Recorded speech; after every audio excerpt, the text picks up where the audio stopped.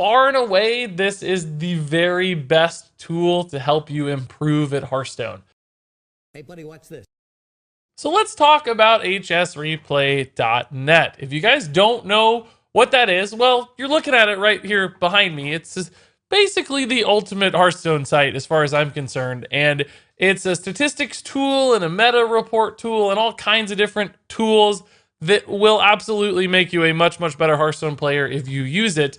And it's a site and a tool that I've been using for a long time, been recommending on stream for like well over a year. Anytime we want to see what the meta looks like, what decks are best, find good deck lists, this is my go-to spot. So it was without hesitation that I partnered with him over the last month or so to bring you guys some cool videos, ranking cards in all sorts of different ways, using some exclusive statistics in some cases. But I also just wanted to walk you through the site in the ways in which I use it. So teach you how to use this to get better, learn certain things, see certain angles and statistics and filters of Hearthstone that you might not have ever seen before. So let me go ahead and make myself tiny to get out of the way. Okay, job done. Tiny Regis, you can barely see me. And let's walk through hsreplay.net. So it really all starts right here on the homepage, and there's just like a crazy amount of information, right? So you can see class rankings, you can see their live data feed, which is really cool. It just shows you how many games are actually being played with the Hearthstone deck tracker to acquire all the data that powers the site. So you know this is good, valuable data, all kinds of different ranks. Games just flooding in all the time. Look, 700,000 games. It's not even like it's early afternoon right now in the US. So clearly huge sample sizes powering all this data. So you know it's trustworthy, you know it's reliable.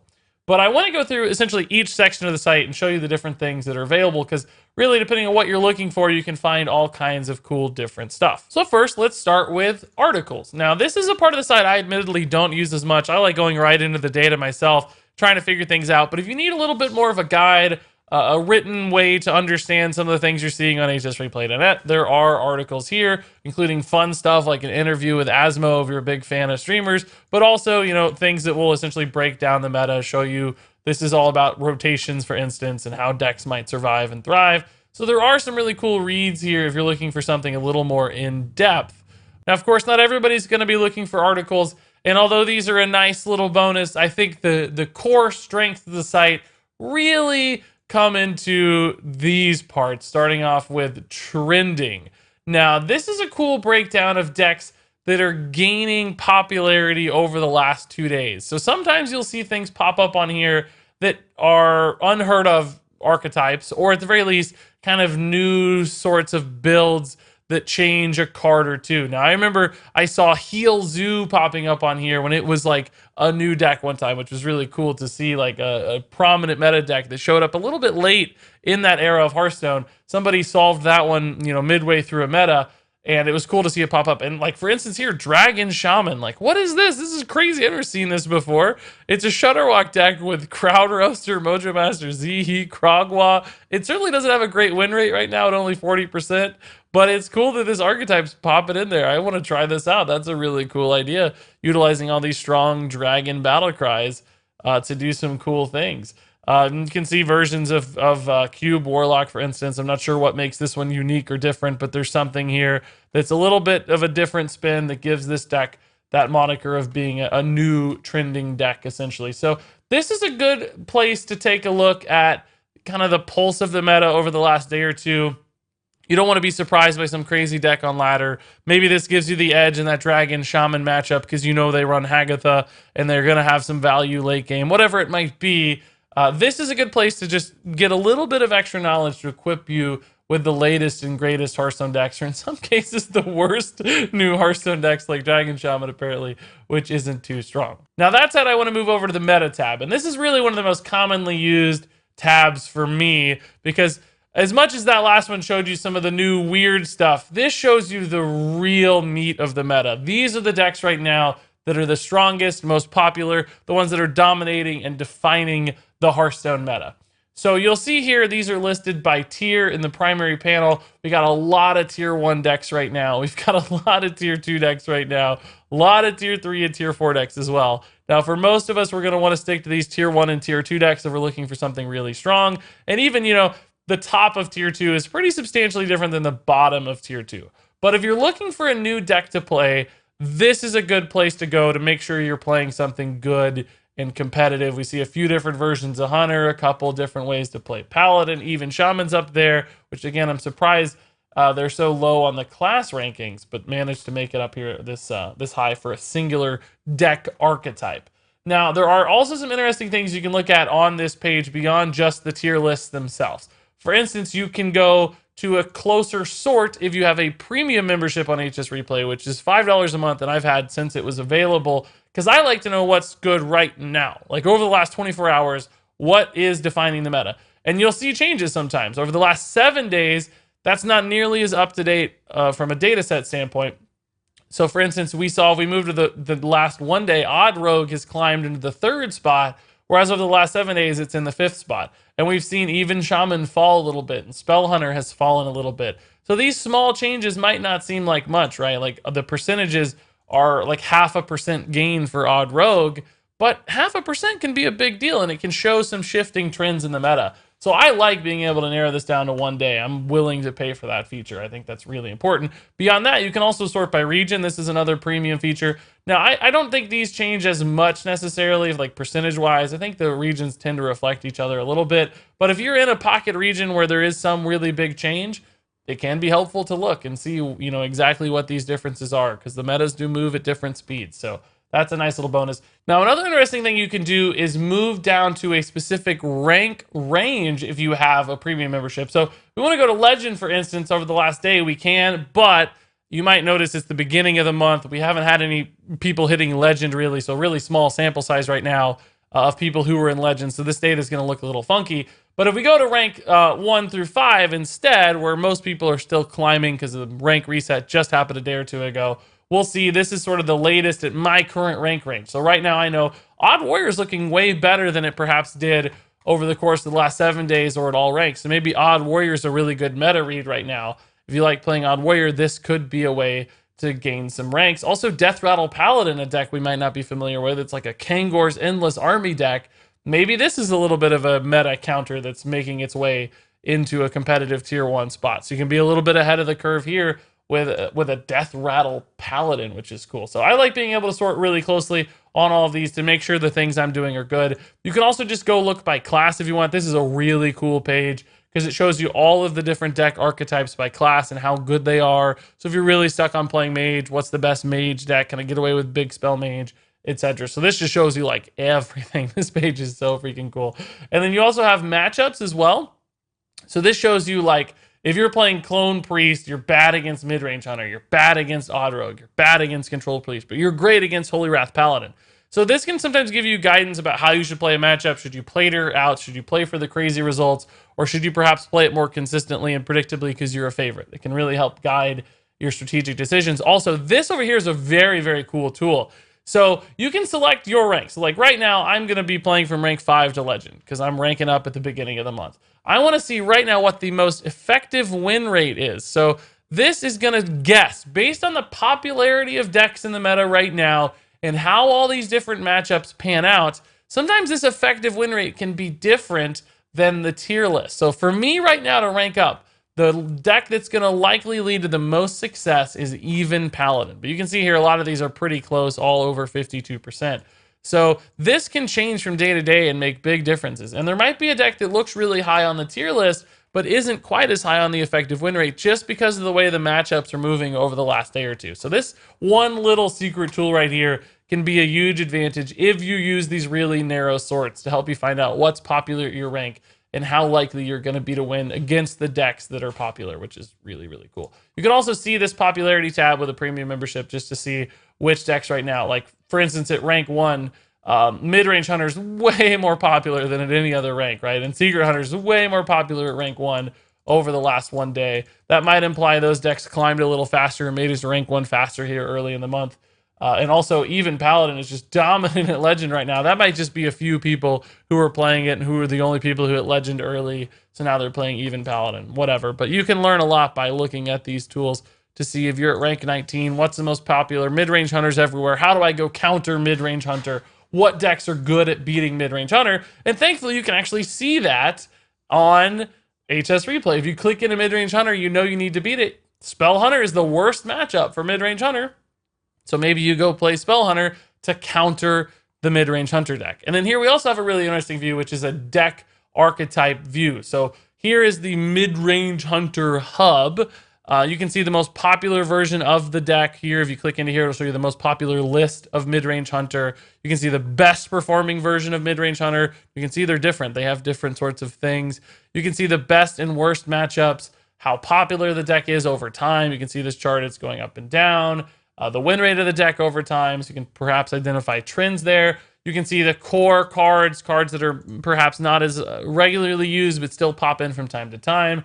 And then one of the coolest features if you have a premium membership, and probably one of the things that's most worth it for a premium membership, I use this all the time on stream to reference these sorts of things, is the mulligan guide. So you can see each card's mulligan win rate in this deck. And for instance, Lesser Emerald Spellstone is the best card in the deck to keep, at least for now, pre-nerf, because it's just such a powerful swing, and you want to use your secrets to empower that and give yourself a really big turn 5.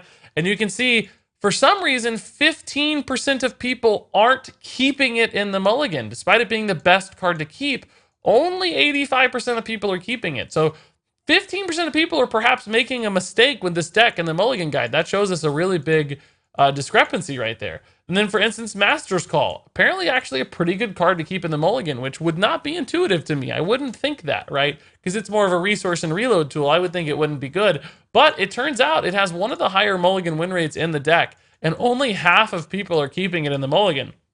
So that might be another point that's a point of improvement, right? And then if you look down here, for instance, cards that are maybe bad in the mulligan, like Rexar, not that good of a mulligan card, right? Like, it actually lowers your win rate pretty substantially, but half of people are keeping Rexar. Maybe in a mid-range hunter deck, you shouldn't be keeping that Rexar. Maybe you should be looking for the powerful tempo sorts of plays instead of the long-term value of Rexar. Don't get trapped just because it's a legendary. Rexar should be sort of a last-ditch effort, a last out, as opposed to something you rely on in your mulligan. So you can learn a little bit here as well. And then you've also got drawn and played win rates available here. Now, in a lot of cases, you can use these to sort of refine your deck and maybe cut cards that aren't looking good. Do be careful with these sorts of statistics. They require very subjective analysis because there are certain things that can influence the validity of these.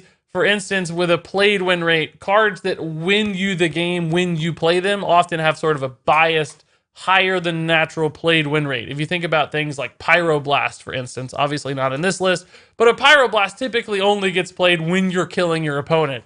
So it often has a really high played win rate, just as a sort of consequence of how it's being played. Alternatively, the drawn win rate's often a much better measure of how good that card is in your deck. Because if it's stuck in your hand for a long time, you might lose a lot of games even though you've drawn it. So a balance between these two can often help you figure out which cards are really going to serve you the best. And we see here, Lesser Emerald Spellstone pretty much across the board is just the highest. So far and away the best card in the deck. You've also got some complementary statistics here. This can sometimes show you that cards that get stuck in your hand, maybe because they're late game cards like Zul'jin, maybe it's a mid-cost card you keep in the mulligan, but it might tell you sometimes these cards, like maybe Unleash the Hounds is a little bit too reactive and it's getting stuck in your hand far too long. And if you look at Unleash the Hounds, it's got pretty bad statistics across the board. So maybe this is a card you might consider cutting, or maybe it's just not a good meta fit right now. I'm not making any actual statements, just that's how you would utilize these statistics to make those sorts of decisions. Beyond that, you can also just look at all your different matchup win rates here, which is really cool. You can look at popular versions of these decks. You can see all the overtime statistics that I mentioned up here. And you can even watch VODs of people who played these decks on stream, if there are any. So for instance, we see here, Casey has been playing some version of Midrange Hunter at top 10 legend, which is really cool. Watching that VOD might teach you a lot about this. Muzzy, some very fantastic high-level players, and you can, I think, sort these against certain opponents and wins versus losses. So you can really narrow through these VODs to learn a lot about how good this deck might be and how you play it. So it's a really cool tool if you're looking to learn a little extra. So all that said, let's take a look at the decks tab. Now we did just cover a lot of that. But there are different ways to find specific deck lists if you don't want to go through the meta tab. I do this a lot. Sometimes I'll just go and see what is the highest win rate deck over the last 3 days at legend ranks, or maybe we'll do legend of 5 because it's so early in the month.